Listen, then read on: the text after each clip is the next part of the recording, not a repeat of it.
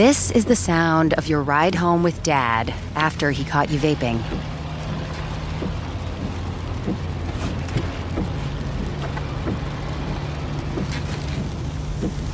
Awkward, isn't it? Most vapes contain seriously addictive levels of nicotine and disappointment. Know the real cost of vapes. Brought to you by the FDA. A hilarious new stand-up special from comedy legend Jim Gaffigan, The Skinny, is coming to Hulu November 22nd. This Thanksgiving, see Jim in a whole new light as he gives you the inside scoop on everything from parenting teenagers to weight loss and gaslighting family members. For everyone in need of a happy hour, the new hilarious stand-up special, Jim Gaffigan, The Skinny, premieres November 22nd, streaming on Hulu. Ask me, ask Iliza anything. It's time to ask. Ask me all your questions. Leave them in the Instagram comment section. Leave them on your Twitter or leave them on your Facebook. We'll see them, we'll read them, then we'll give you answers. You know it, I've got it. I've got the answer, you ask me. I'll tell you anything.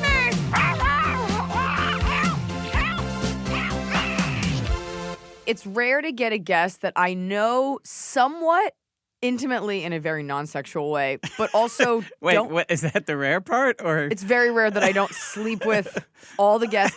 But you guys with me is Bobcat Goldthwait, and you know that because you've written lovely questions for him. And some people don't know this. You directed my Netflix Yes, special, I did. Confirm Kills. Yes. And then we never spoke again after that. It's like we went pshaw, harumph. Harumph. No, that is true. But it's the nature of our business. Yes. It wasn't a bad experience by any stretch of imagination. See, you hear that? Oh, you haters. It wasn't bad. But we did that, and then you went off and you did Misfits and Monsters, and you did all this stuff, and I always, I think I've texted you a couple times, and you always write back, but I always, we exist in such different circles, but they have overlap, and I always felt cool being like, well, he directed my special. Oh, that's So, really sweet. Thanks, yeah, man. we have that connection. It was a lot of fun. It was you. also insane, your relationship with the audience, you know. Oh. They love you. It Thank was really you. cool. It was And really your cool. audience loves you. Both of them. All three of these women. Yeah. Also, fun thing to note, and then we'll talk about you. At the beginning of Confirmed Kills, Blanche comes running out in this beautiful red dress that your daughter made. Yeah, and it's like, how long is it? It's about 70 feet long. It's a train. The train is it's 70 feet long. It's and really his awesome. daughter handcrafted this garment. She's a costume designer. Costume designer. Well, she does a lot of costuming on all different shows and things. Yeah, she works all the time. I'm very proud of her. My intro to you as not so much a comic, because you've been around for a while, was when you were the voice of the Floppy Rabbit. I was the voice of the Dirty Rabbit, which people would go, "Hey, you're the voice of that bear, talking bear." It was a rabbit. I know, but it's like saying, "No, that's a blue dildo in my butt, not a pink." Like Well, like it making the matters. difference. Yeah, right. Yeah. Okay, but that was my big intro, and you've got some real fans on here, so we're gonna kick it off with one because I loved this show. Jackie_Bats asked, "What was it like working on Tales from the Crypt?" Oh, that was cool. Any interesting stories to tell? I worked on that with Richard Donner. He directed Scrooge, and then he directed the episode that I did. Don Rickles was the other person in it. But I remember a lot about that. But I remember Richard Donner saying to me, "Hey, kid, you want to learn how to direct?" And I was like, "Yeah." And he goes, "Come to my trailer." And I was like, "Oh, he's going to really lay some heavy stuff on me." And he threw a pillow, and he says, "Take a lot of naps." And I was like, "Really?" Like, starting now, I'm going to watch you? Asleep. Yeah. And Oh, my God. And I did too. It was just, and I just ran into him not long ago, and I told him that story. He goes, "It's true." And I'm like, "I've never been on anything that I could nap or even, I always find out I have a trailer after we wrap." It happens a lot. Like I go, Yeah. I had a room? Like I didn't even know it because you never get to sit down or certainly lay down. But that, and then Don Rickles, who was really sweet. I really loved working with him. That's so cool. And he would be like calling me a dummy and everything. Yeah. And then, which which I just worked with RuPaul on a thing. Oh my gosh. And I'm just like tiny, and then Yeah. Rue. By the way, a big Rue fan too. Huge Rue fan. So you want Rue to love you. Mm-hmm. But one time I got read by Rue, and instead of like going, "Oh, I want to die now," I'm like going, "Wow, what an I'm honor!" being read by Yeah. Rue. This is so awesome." Oh. Yeah. I mean, I'm a huge Drag Race fan and fan of him as an entity. He's a incredible person, but it's really funny too because I think like I saw a little bit of it opened up because he's very nice to everybody. Yeah. But there's something about you just want Rue to love you. Everybody wants Rue to love them Because he all preaches, everybody say love and all that stuff. But he's also, and you know. You want that approval, for sure. Hard. And then one Approval. day I said, just, say that line again, just a little less Alaska. Oh, my God. And then I saw him go, like he realized. like that. I could tell Oh, that. my- He was like, oh, he really is a fan, not somebody who said that to get the job. Well, you also made it clear that, yeah, exactly. You were a fan. And then people don't understand also, like, Mr. Warmth, like Don Rickles, those roasts and stuff, like, that comes from love when you roast someone. And I think that's what's missing, like, when they do the roast nowadays. It's like, No, there's not that. it's a random person just calling you a whore. and Some you're like, stranger cool. you don't know, yeah. But getting roasted by a good friend, or if my husband makes fun of me, like I die Right. laughing because Right. they don't hate you. Exactly. It's and people who love me can say horrible things. Sure, And I like it. because you're dark and twisted, and so you I like guess. the abuse. I don't think I am, but I guess I am. I mean, I don't find you that way. No. But I think if you look at the canon of my work, it's always weird. But you're so lovable Oh well. and so delightful and a sweet man. Speaking of your canon of work, Vinny_Ribs, and this one is near and dear to me. Any word on a Windy City Heat sequel? Oh Also, I know there's countless hours of extra film footage that you guys had. Do you think I'll ever see that?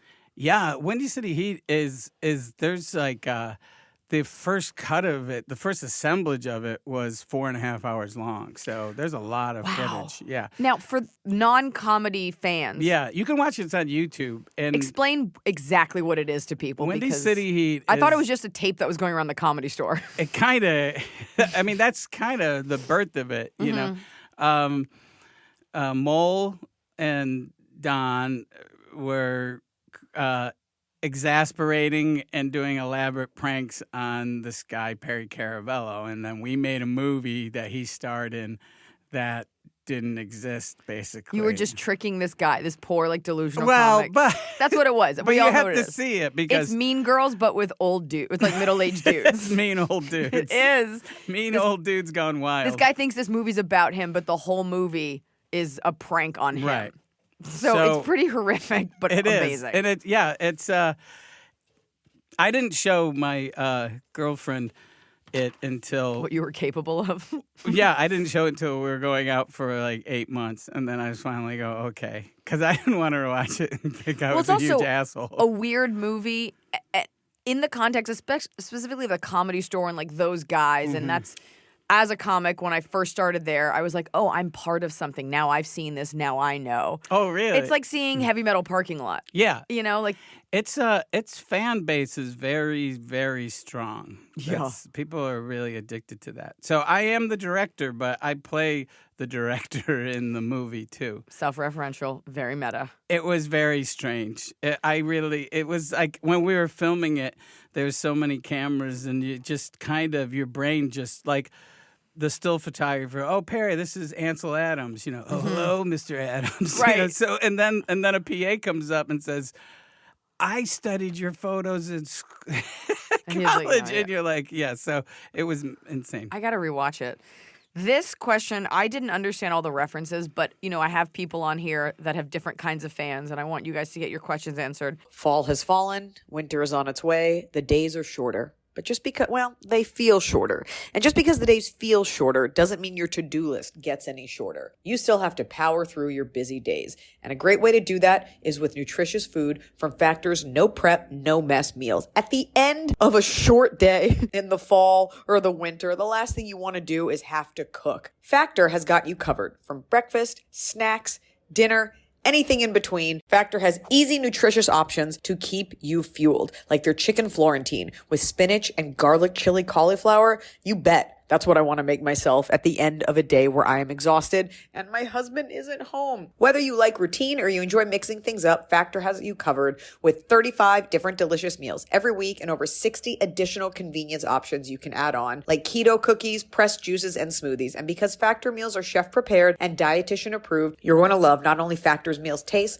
but also how they support your goals, even if your goal was just making yourself dinner. Head to factormeals.com/Iliza50 and use code Iliza50 to get 50% off your first box and 20% off your next month. That's code Iliza50 at factormeals.com/Iliza50 to get 50% off your first box, plus 20% off your next month while your subscription is active. The holidays are here. And for a lot of us, the holidays mean decorating, hosting, celebrating. For me, it means a lot of traveling. And nothing feels better year-round, but especially during the cozy holidays, than a restful night's sleep in soft, luxurious sheets. Boll & Branch's signature sheets are made with the finest 100% organic cotton, and they get softer with every single wash. You already know that I got Boll & Branch this summer when I needed breathable sheets to sleep in, but this holiday season, I'm actually gifting some of my friends and family Boll & Branch's Ultimate Softness Bundle. I get to choose a signature hem sheet set in any color, a signature hem pillow set, and a waffle bed blanket. And they're all getting juniper because I think it's a classy color. This way you know you have something nice to sleep on when you visit. It's the perfect gift for you and them. Gift you and your loved ones a better night's sleep with Boll & Branch. And right now is their best offer of the entire year. For 25% off plus free shipping on your first set of sheets, head to bollandbranch.com/Iliza. That's Boll & Branch, BOLLAND branch.com/Iliza for 25% off. Limited time only. Exclusions apply. See site for details. So finally, fall is here. I have been looking forward to it. I have had a hard year in a good way. You know, like I had a baby. I have been on a nonstop tour, nonstop traveling, and it's been hot. So I'm looking forward to, of course, pumpkin spice, everything, cooler weather, and slipping into a cozy sweater from Quince. I've talked about Quince before. Quince has beautiful leather jackets, cotton cardigans, soft denim, and so much more. All Quince items are priced 50 to 80% less than similar brands. Dressing expensive doesn't have to be expensive. Their clothing is beautiful, it's durable, it stands the test of time, and it's what I like to call a capsule wardrobe. I got an Italian wool cocoon coat. That's one of those, you know, it's got like a European collar and it covers my butt so I can walk around New York City and not be chilly. And Quince only works with factories that use safe, ethical, and responsible manufacturing practices. Get cozy in Quince's high-quality wardrobe essentials. Go to quince.com/Iliza for free shipping on your order and 365-day returns. That's QUINCE.com/Iliza to get free shipping and 365-day returns. Quince.com/Iliza. Scargosen. Pop says, Scargosen, Bobcat, I have really loved watching your career from tab guzzling on stage to egg to director. Do you have a favorite stage of your journey, or are you just happy with the path? BTW, One Crazy Summer has a very special place in my heart. The boat was in Sesuit Harbor. Is that how you say it? Sesuit Harbor for a long time. We missed it when it was moved. Oh, wow. Yeah, One Crazy Summer was a movie that I made in the 80s with John Cusack, Demi Moore, and yeah, I was. I have a soft spot for that movie because we were all in our early 20s and we were all getting per diem, and so I did and historically, if I don't have a lot to do, it's not always good for production because I spent a lot of time like. I'm a big indoor BB gun enthusiast and also indoor model rocketry. So indoor BB gun, such a specific lane. Okay. Indoor BB gun enthusiast. It's just I'm a really good shot. Like I had gone through a breakup and I had a Christmas tree and I'm like going, you know, I could either take all the decorations down, which is going to, you know, because I didn't have any attachment. It was a tree that I bought. So or you could shoot them I could go get a BB gun. Excellent. Yeah, and so I shot the tree down. And that was, but, yeah. Someone's got to clean this up. Well, I just swept it. It was pretty easy. Okay. And then put the tree in the fireplace, which wasn't a good idea because I lived in an apartment. Oh, my God. Yeah. I guess I've done a lot of things that probably maybe I shouldn't have. I just love the coupling of, like, I went through a breakup. I'm a really good shot.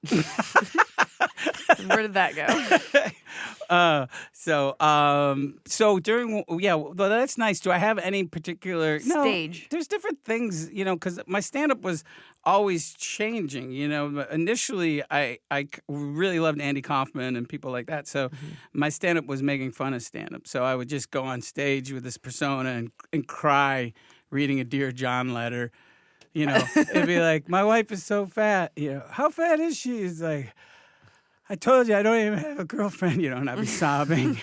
And that would be the whole set. Right, which is you would never do now. No, because my friend Tom Kenny pointed out that early on, people didn't know who I was, so I could challenge them by what I did on stage. They had no preconceived notion of you. Exactly. So once they did that, he said that made sense that I started making movies, because then I could challenge them again. So usually most of the movies that I write and direct, there's always something about, it's like a hole that I have to get out of. I did the first movie I had at Sundance is this really small movie that we shot for $20,000 with a crew from Craigslist.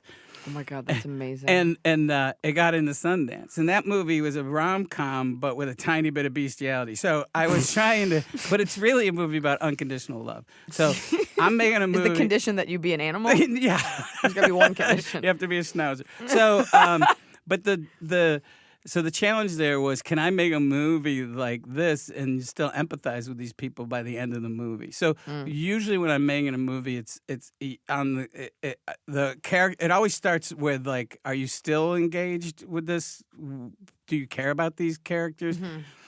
And like in World's Greatest Dad, it was like. It was really the beginning, it was, were you going to care about these people when the kid was so horrible? I don't know if you saw that movie, but.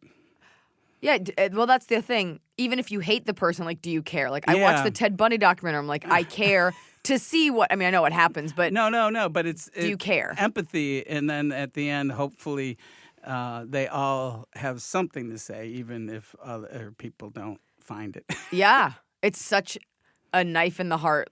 It's the idea, like, I don't care what happens to these characters. And, like, they're living, breathing on the page. Or when you're watching a movie, you're like, I don't care if they get together. I don't care about these people. That's the challenge. And so each time I make a movie, I try to see if I can dig myself out of a hole. I like that. And I usually like to smash up genres, so they're like to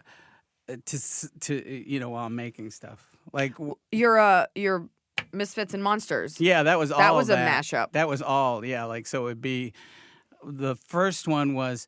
It was about Seth Green playing a character who's the voice for a famous cartoon bear named Bubba the Bear, and then Bubba the Bear shows up and he's alive, obviously, but he's animated in the episode. He just shows up. He's like, whoa, why you gotta make me stutter? That's something funny for kids to laugh at. I'll send you to hell, and it's like, so that one's like Cape Fear and Roger Rabbit.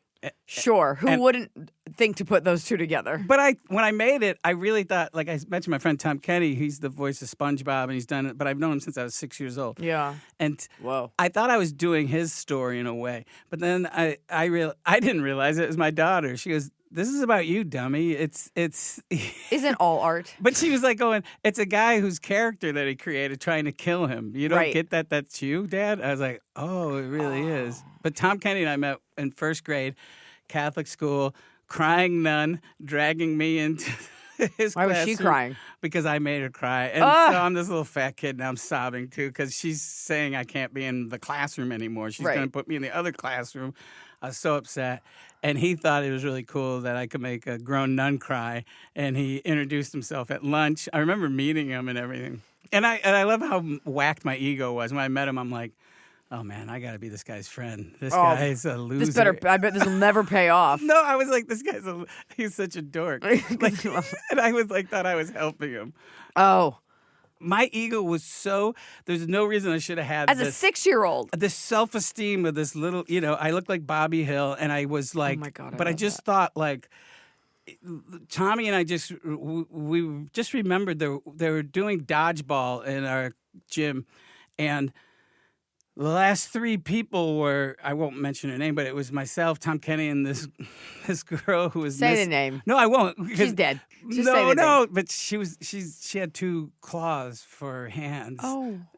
And so we're the last. We're gonna know who it is now. We're the last three people to get picked in dodgeball, and they picked Tommy and me last. They picked her, and Tom's like, "That's the day I knew I'd be bad at sports." And I was like, thinking, "Oh, this is really nice. They know we can handle it, so they're being nice to her." Oh, wow. What a great way to look at the world. I was such it's so crazy. You know, a lot of people on this podcast write in question, a lot of people, about self-esteem and how do you get this and how do you get...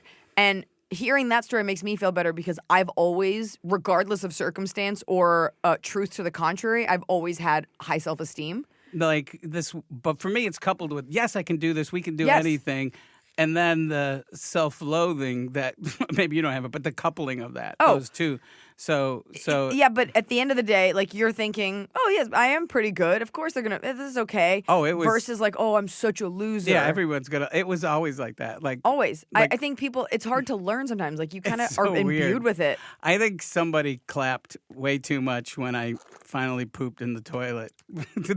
Maybe you had a Jewish grandma. Like, oh, it's beautiful. Look what you made me. Look what you made me. It's on the refrigerator.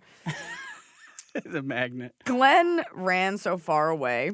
Back in the mid-90s, Bobcat, you were on an Australian quiz show, Sale of the Century, and things got, well, weird. So much so that the host apologized mid-show. I'd love to know what was going on there. I caused way more trouble in Australia than I did in the United States. I was just on this tour and I was in a really bad mood. And I don't remember.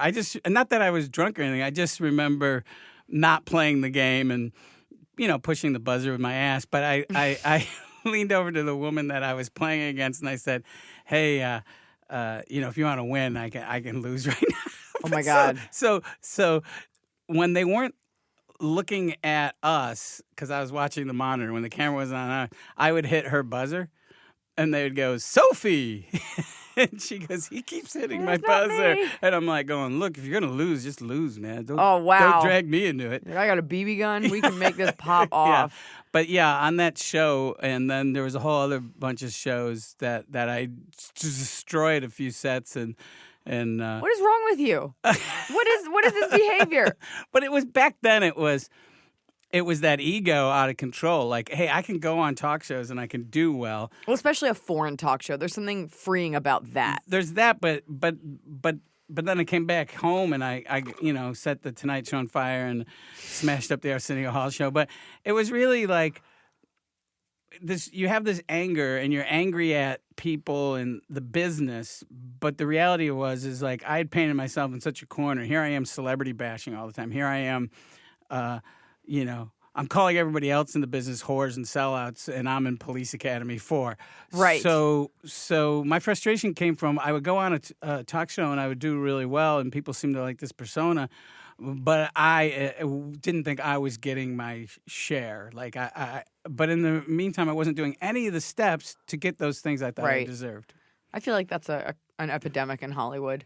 Like you see X, Y, and Z happening for so-and-so. Yeah. And you're like, why not me? And meanwhile, you were getting more than most Oh people my were goodness, getting. and not enjoying it and being grateful for it. So, everything changed. It was a slow process, but in a real big way on all these levels. Where I ended up, kind of with my back against the wall, but also deciding a lot of big things. That I was going to jettison this persona, even if it did go over in clubs. Mm-hmm. It was very hard to. I remember the night I did. Like, I thought I hated comedy, but I just didn't like this persona. Right. And here's this club in Zanies in Nashville. I remember the Great night, club. and they're all there to see this character, and I just came out as me and told stories. And people were yelling, do the voice. And I always felt like a working class thing that I had to deliver that for people. But I had to do that or I wouldn't enjoy going on stage anymore. And then I would always write things for the wrong reasons. I would write a script thinking it would get made or it would be for someone else. But I didn't write it because to see if I could tell a story. Right. So when I started doing that, everything changed. And when I stopped setting things on fire. And have you apologized to Arsenio since? Arsenio, when I smashed up his set. He had got fired from Paramount, but he still had to do like 2 more weeks. And so I spray painted Paramount Sucks on the backdrop. And then That's you being a good friend. it's kind of funny. Yeah. Yeah. So and then I smashed this monitor and I smashed up a lot of stuff. And they're saying, get him. And he tackles me on the air. And then he whispers in my ear, thanks, man. Oh, man, As that's we're awesome. going to commercial. And then my daughter was young enough that we were coloring. And the TV on the news is like, comedian goes berserk on the Arsenio Hall show. And she goes, sometimes you act like you don't have a brain in your head. And her best friend is, one of her best friends is Lily Idol, Eric Idol's daughter. And they grew up together. And she's like, I go, it's just comedy. She goes, Lily's dad's not on the news. Yeah, smashing up sets, getting pseudo-fake tackled. You mentioned Police Academy. Sarah Thome says, do you ever just randomly break into the Police Academy character? No, why? I shouldn't have asked that. No, that's fine, though. No, I mean, Sarah, go home. No, I understand. I mean, it's like this is how people know me, and for some people, they have a real fondness for it. So I can't be bitter about it. But I also, I still, I did a commercial, and I forgot about that where. It was, Robin Williams was my friend, and he did a commercial that was going to be for the Super Bowl, and he calls me up. He's like, "Well, they're going to ask you to do this commercial," and because he said that I had to be in it, and he's like, and he hated people doing impressions of him, but I don't do the. He'd be like, "I don't go, I go, no, you don't." That's something, So he says, when they call you, tell them no, and I go, okay, and so they call up, and I go, no, I won't do a commercial. It was for Snickers, by the way. It's a quality product, and so they offer me like 3 times the money, and then I go, what do I do now? He says, well, say yes. So I go and do the commercial, and then he says, they want you to do the voice, and I go, for the amount of money Snickers is paying me, they can fuck me with a Snickers bar. I don't give a shit. The voice will come out. Yeah. Micah _Montez, speaking of this is a very well flowed interview. How is it working / knowing Robin Williams? Huge fan of you both. Yeah. Well, we were friends for a long time before we worked together. I mean, he was in Shakes the Clown, but then we did World's Greatest Dad together. It's he was my best friend, and I didn't have anyone that I talked to more and stuff. So I miss him, and I've stayed away. When he passed away, I stayed away from everything, like interviews and I don't begrudge people that do documentaries and films and all that. No, kind but of I stuff, think when someone like that passes away, it's so hard because everybody wants to be like, here's how I knew them, here's a picture, and you don't want to look like you're doing it for any sort of self-promotion. And also, there are people that pass away that I post a picture of me and them. But, Robin's son, Zach, came up with a funny term, competitive grieving. Oh, my God, that's great. But, I say some things about him. The fact that he had Lewy body dementia, which is the disease he died from. It obviously, he took his own life, but he was not processing reality. So what is that exactly? It's like it's. I was speaking with a guy recently. He said, "Well, it's like Alzheimer's or Parkinson's," but the guy said on crack, and I was like, "Well, he doesn't know it's a hack term. He's a doctor, right? On crack is the worst. I hate when people say but it that. made me laugh. I was like, but it's this doctor doesn't know he's an original. Yeah, I was like, well, I can't do brain surgery, so I'll cut this guy slack. So, it was misdiagnosed as Parkinson's. So it does bother me, or it doesn't bother me. I have no control over how people remember him, but he had this disease. He had therapists. He was going to doctors. He had friends, a wife. People loved him. He was sober, and so they want to write a narrative where he was like alone, or he was depressed about work, or he was on drugs and stuff. And that is the thing because he fought depression for the 33 years we were friends, and he won, and he was sober most of that adult period of his life too. Something that he kind of perpetuated, that he was this wild, druggy kind of guy. But the reality is that wasn't. But I think a lot of people thought he was on cocaine because his stand-up was so. And people would think I was on drugs and stuff because of my persona and stuff. Right. But he But the what I've said is people, did he ever talk to you about suicide? It's like we're comedians. We're comics. It's all we talk about. We talk about it. Yeah. Sometimes we talk about other things. Be like, hey, congratulations on the Oscar. Oh, thanks. How would you do it? I don't know. I think a car. So that's what he. Like I said, it was misdiagnosed as Parkinson's, and if people learn more about Lewy body dementia, it usually goes undiagnosed. And but I spent many hours with him. I know that we were really close friends because I spent so many hours with that guy, days bored out of my mind. And I don't think people can imagine that. Right.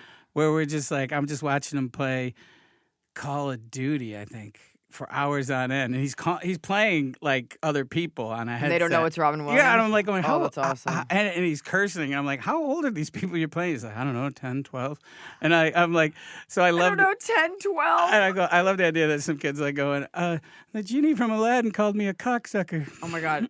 I've noticed that, at least since I've had my babies, that I smell differently when I sweat. Maybe I'm just like getting older. I don't know, but I smell differently. And I don't love that. If I'm on set or if I'm on stage or if I'm doing anything like functioning in public and I don't want sweat stains or to be aware of my stinky pits, that's when I turn to Lumi whole body deodorant because it keeps me smelling fresh all day. Lumi is seriously safe to use anywhere on your body. Pits, under boobs, right ladies, thigh folds, belly buttons, butt cracks, your feet.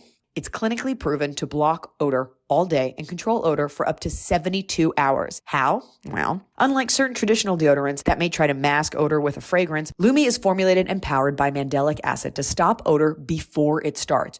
Lumi's starter pack is perfect for new customers. It comes with a solid stick deodorant, cream tube deodorant, 2 free products of your choice like mini body wash or deodorant wipes, and free shipping. As a special offer for listeners, new customers get 15% off all Lumi products with our exclusive code. If you combine the 15% off with the already discounted starter pack, that equals over 40% off the starter pack. Use code Iliza for 15% off your first purchase at LumiDeodorant.com. That's code Iliza at LumiDeodorant.com. A hilarious new stand-up special from comedy legend Jim Gaffigan, The Skinny, is coming to Hulu November 22nd. This Thanksgiving, see Jim in a whole new light as he gives you the inside scoop on everything from parenting teenagers to weight loss and gaslighting family members. For everyone in need of a happy hour, the new hilarious stand-up special, Jim Gaffigan, The Skinny, premieres November 22nd, streaming on Hulu. Brandy F. Not really a question, more of a statement for Bobcat. Whenever I have internal conflict, your voice is the one arguing on the side of chaos. Your voice is pain in Hercules. When I was a kid, stuck with me. Now when I argue with myself, it's your voice I hear in my head. Basically, my party goblin sounds like you. Like me. I guess is what I'm trying to say. Thanks for being hilarious. Also, Iliza, I love you're brilliant. Thank you. A lot of people had questions about Hercules, the best Disney film, some say.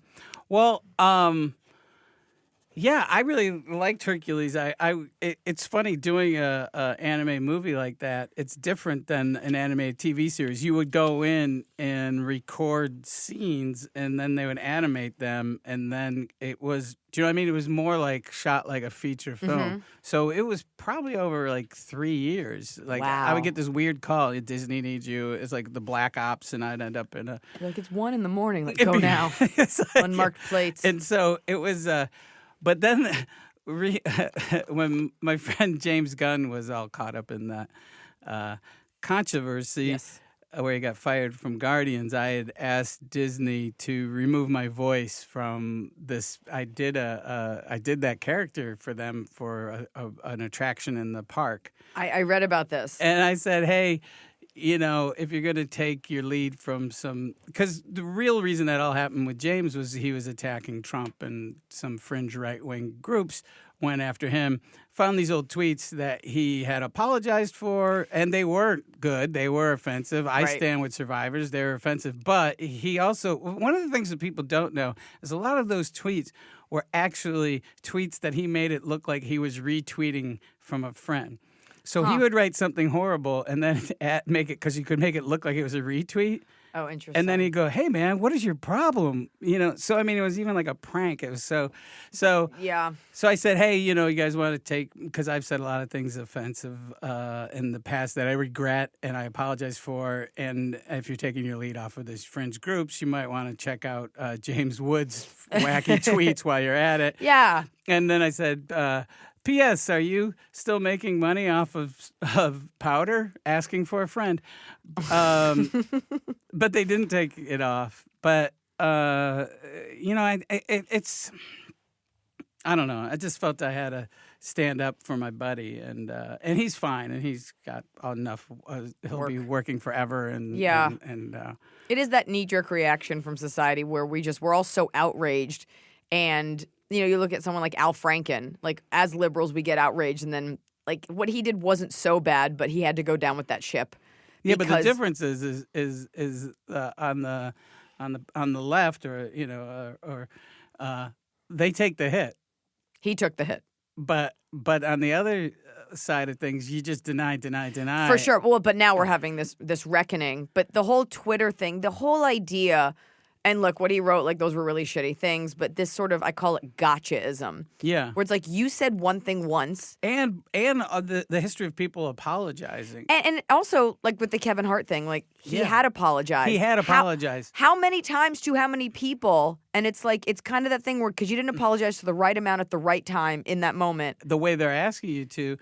And he did apologize. And he kind of imploded the whole thing on them. And then we had no host. Also, if you want to do that, then no more Eddie Murphy movies, because he said the F word a lot. Yeah, or... We've all said things where it's like, at the time, it wasn't as looked down upon, and now we've evolved. Or you just... Yeah. And I wouldn't do it again, but so I'm a bad person forever? Or I do feel that if you're apologizing and you mean it, and why are we... It's insane. It's insane. It's that like the worm syndrome where like if you got a bunch of worms in a can and one tries to get out, other worms will pull it back down. It's this, and they're really trying to help it. I mean, so it's like a little bit different, but it is this thing where anybody that tries to do anything good, we're like, well, one time you jaywalked, so you can never. I understand that, and I have been less forgiving sometimes when it helped my argument. Sure. Well, that, of course. But I think when you step away and you realize this is a group intentionally doing this, asking for a reaction. I just wish the powers that be would step away, saying, "Am I going to take my lead from these people? Yeah, or am I going to make a decision? And what's to be the outcome? Like, what are we? It's not like you're saying for Kevin Hart, for example, like I need you to apologize so that everyone can heal." You're doing it hoping that it will create almost more negativity. Like people that promote these things, you get an alt-right group being like, well, then they should apologize for this. I'm like, you don't actually want the apology. What you want is to take down someone on the other side of your argument. Yeah. We have a huge issue with that in our society. Everyone's just trying to get back at everyone. Nobody actually wants to feel better. I don't know, man. I just think...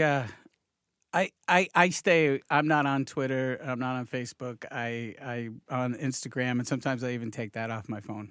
I'm with you. I took Instagram. I'm sorry, not Instagram. My experience with Instagram has been a wholly positive one for the most part.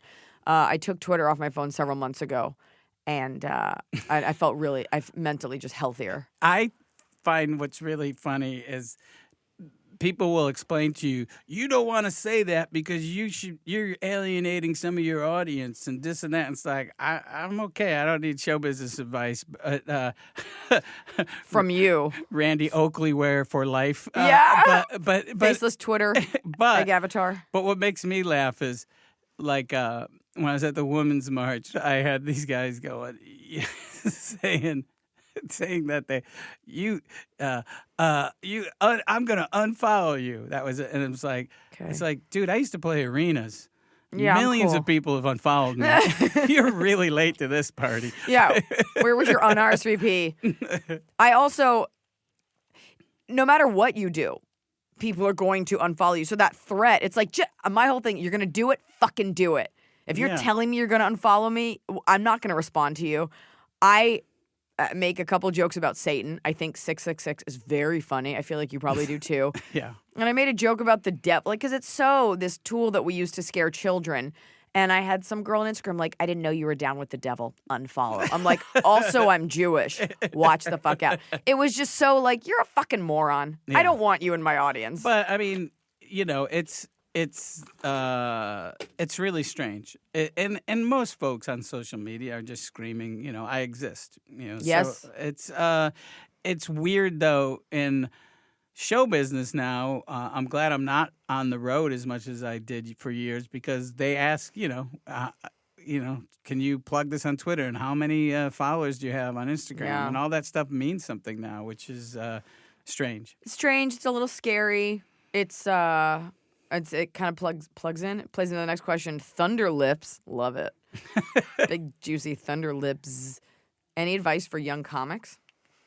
Yeah, I think kind of what we were touching on. Don't save yourself a lot of time and don't compare what you're doing to other folks because. But how long did it take you to realize that? I got to say, I had it go invertedly. I started off and I didn't watch what other folks were doing. I was doing this thing that was so weird. There was other people that would go, oh, all he's doing is acting like that. And, later on in life, I started looking at other people thinking, oh, I should have this and I should have that. But the big thing is to get on stage as often as you possibly can and then write. Now, I don't write so much stand-up as I do write screenplays, and I do that constantly, actually. Mm-hmm. And because I was talking to my buddy who's the same age as and I go, I don't know why I have all this work right now, and because he was struggling, and he's like, because you've been writing all the time. You just constantly are doing that. I was like, oh, all right. Yeah. So that's the thing. Keep making stuff, and it's like you see sometimes there's people that have their own voice and they're just working and not looking over, But here's the thing. We don't paint. In order for you to go work on your craft, you got to go to a place where there's a whole bunch of other people working on their craft. So it is you can't do it with blinders. You can put your head down and work, and you got to take a peek. Mm-hmm. You can't be completely unaware of stuff. You have to manage not letting that bother you.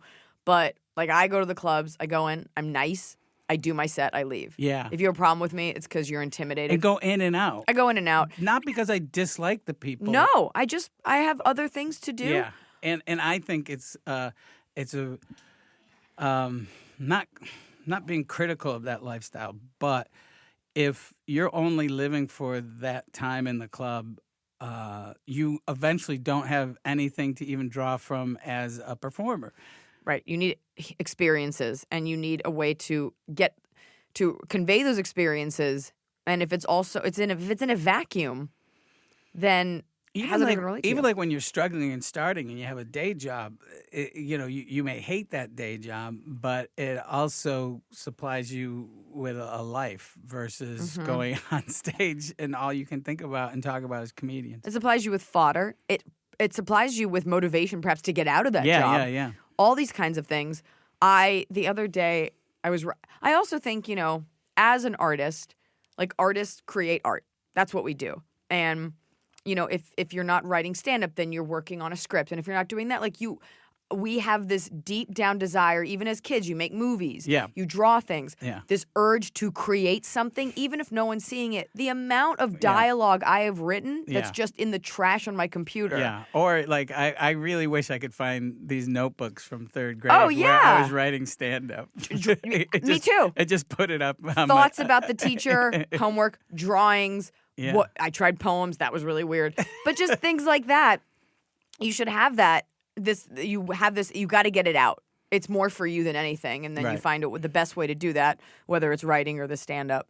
But I agree with you. The advice for comics, you got to go write. And if you're not doing stand-up, I spent the other day, I wrote for several hours at my desk, which I'm not like a focused person when it comes to study skills. And somebody on Instagram was like, "You haven't posted a story all day. Are you okay?" I was like, "Oh, I was just doing something else. Just enjoying." I was living. In my mind, the screenplay won an Oscar, but I need a second act. Let's ask a life question. Here's a random one. Anonymous. I don't know why they wanted this to be anonymous because it's not personal. Would you rather plan your dream vacation but have to bring along someone you hate? They have to be with you the whole time. Or go on a nightmare. Oh, I know the answer. Go on a nightmare vacation but be with any 3 people of your choice, dead or alive. Yeah, that one. Of course. It's funnier that way. Yeah. Oh, yeah. Going on a vacation with people you hate. I'll be honest. I didn't read the question all the way through when I picked it. I thought it was a different question. I realized, sadly, that I had a history of going on vacations and then breaking up with the girl. a lot of and I realized there's a pattern, and I was so happy that Nora and I went on a couple trips and we're still together. I was like, oh, okay, good, because I don't know why. It's not the trip. It's I think like the environment. No, I think subconsciously I'm like going, we just need to get away, or something like that. And then you do get away, and you're like, oh, that didn't help. And then it is a great litmus test. Yeah. Of course, you don't want to go away too soon, but it's like when you pluck your love out of the environment in which it was initially potted, and you transfer it, like, can it survive outside of your LA? And that's house? when, like, if you meet someone on a set and that doesn't last, or if you meet someone on the road and you guys are meeting up while you're doing stand-up. Can it survive in a different environment? Mm-hmm. Little vacation's a great way to test that. Here's a good question. This is a weird one, but it I involves... want to make it clear that you made that noise with your mouth. Nope. That wasn't even me. Okay, we'll do this one. We can do both. My cubicle is right next to a 30... This is anonymous. My cubicle is right next to a 30-year-old coworker who constantly clears her throat and sprays perfumes to mask her farts, speaking of. My speculation. There's an awesome other coworker who openly mocks her about her throat clearing, which prompted Throat Clearer to seek medical help. Okay. Clearly it didn't work. She still clears her throat pretty much every hour on the hour. Are you saying clear like or like once an hour? Get over it. I still hear her gross throat clearing through my earplugs, and I hate smelling her god-awful pungent perfumes. What would you do in my situation? I don't want to be perceived as a complainer by HR or my direct supervisor, but her perfume spraying is giving me migraines. For context, she and I have worked together for more than a year. She's been here a year longer than me, and she's never taken to me. In response to her nasty perfume spraying, I've been spraying a neutralizing scent and even have a bowl of coffee beans to absorb the smell. None of it's working because she wears extremely strong, cheap perfume. P.S. She just nuked fish in the microwave. Wow, what a world of pain you're in. Well, I mean, obviously this person's, I'm sure, thought about moving and stuff. But I think you should go to HR with that. Why not? You're afraid of how the HR is going to perceive you? Yeah, it's not like she raped you and you don't want to seem like a bother. Yeah. Something's off here. If it's just, or is it like expelling? Is it like? Well, she's covering up her flatulence, so I'm sure it's got to be. Well, that's a medical. Oh, I don't. That's got to be a medical thing. I think. She sounds like she needs help. I think it's you're at work and this is what's going on. That's why. By the way, that is work. This person's at work.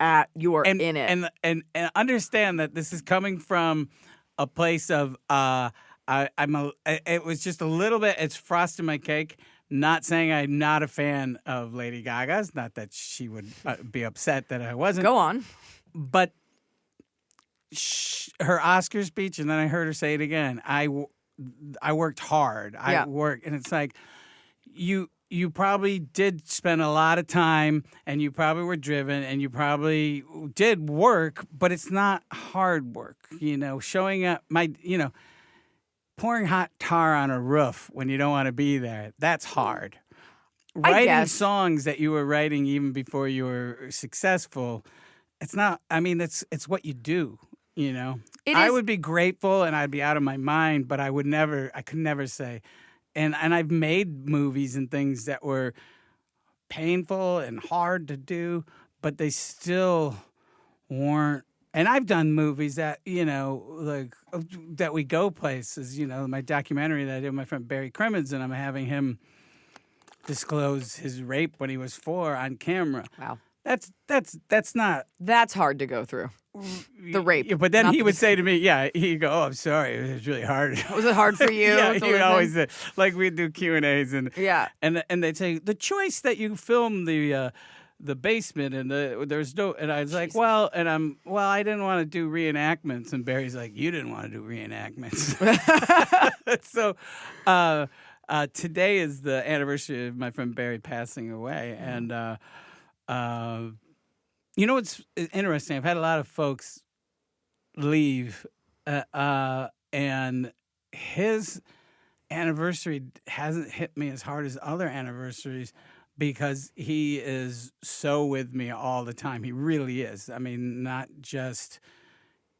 He's just there. I'm making a narrative film of his life now with Judd Apatow. That's what I've been working on. Mm-hmm. So that means I'm listening to Barry. I'm reading, watching. I'm talking to all these people that love him. And I'm remembering everything it instilled in me. So whereas other deaths have been kind of painful when the anniversary shows up, this has been just a bit of, I don't know. I just feel like I know he's gone, but I also feel that he is this force that you can't stop. You know, the good he put out there and stuff. So go to HR. So go to HR. Sorry, I don't know why. Everything I do goes back to death. But I think that's a normal thing. I also, the law of conservation of energy states that energy can neither be created nor destroyed. It just takes different forms.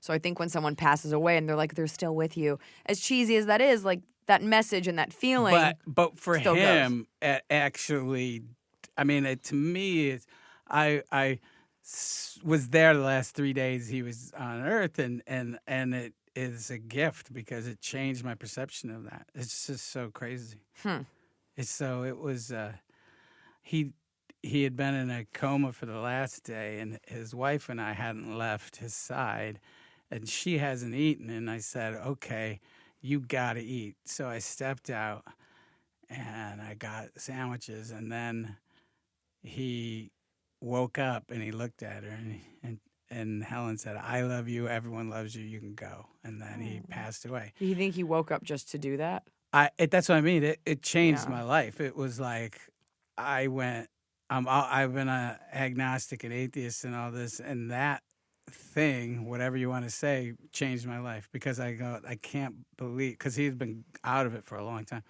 It just made me believe that there might be something out there. So I come back. She sends me a text, "Get back here ASAP." And I come walking in with the sandwiches, and there he is. He's gone, and she's in tears. And I'm like, "What'd I miss?" And she looks at me like a triple take, like I would have cut that out of a movie because it was so big. And she's like going, "Is this fucking idiot?" And then she started laughing. And as I was saying it, I was even going, "Wow, you're really saying this." And I was also thinking, "Oh, Barry would laugh really hard at this."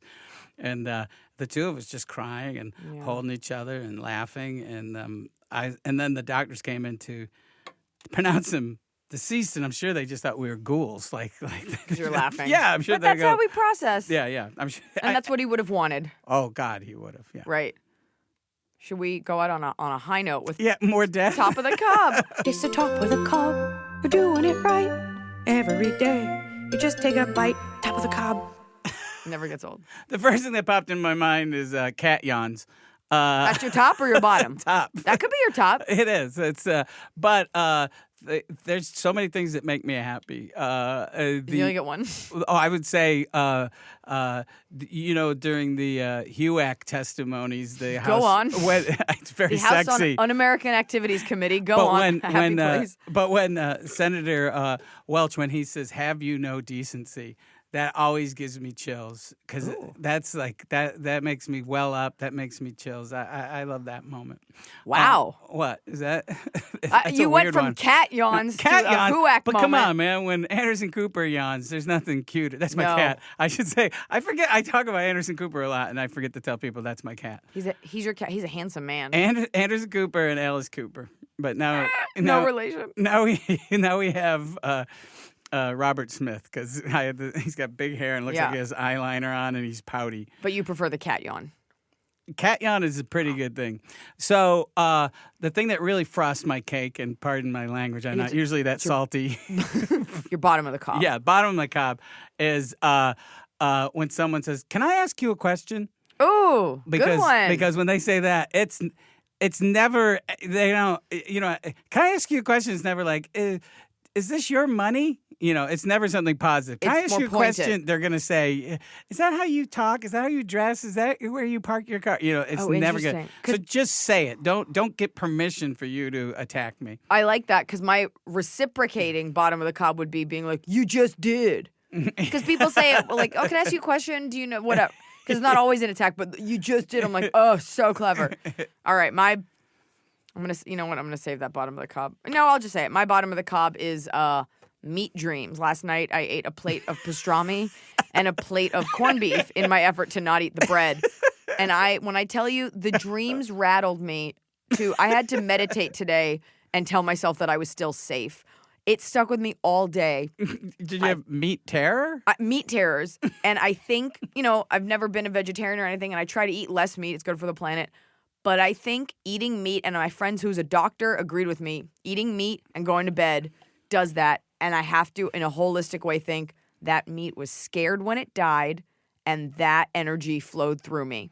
And that, I don't think I'm going to eat a lot of meat anymore. Before you go to bed? It was a lot of meat. Like, nobody told me to eat 2 deli platters, but I was so hungry. People are often surprised to know that I'm a vegan, but because, you don't get this body just putting shit in it, So, but it's been like that for years. I have. I've learned how to eat poorly and still be a vegan. You don't have to be healthy to be. You can eat sugar and wheat, all that stuff. Yeah, exactly.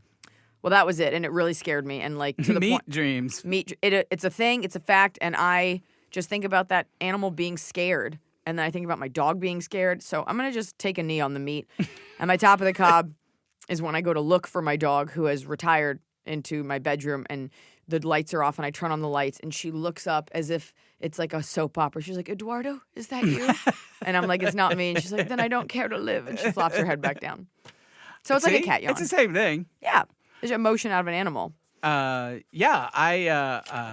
Cooper is always trying to go to bed. She's always like, hey, she's always in the bed. She's like, come on. Yeah, this is a lot of yakety yak. Let's go. Yeah. My dog removes herself from a situation, and anyone's bed will just go into your room. And she's like, this is mine now. You can't find her, and she's in a bed. I'm like, she's luxuriating. Bobcat Goldthwait, thank you for directing Confirmed Kills. Thank you for having me. Absolutely. And thank you for being on Ask Iliza Anything. I shall promote you. Twitter at BC Goldthwait. But I'm not on it anymore. Right, so fuck it. Instagram sometimes at Bobcat Goldthwait. Bobcat Goldthwait. And I will say this, a lot of the movies and things I've made are available on iTunes. I was going to say it, because it's better if I do it for you. All right, you do it. If you enjoyed the true TV show Misfits and Monsters, that lives on iTunes. All of his movies live on iTunes, and you've got a project coming up with Judd Apatow. Yeah. And they can stay tuned. Yeah. And that's it, right? Yeah, I'm always working on it.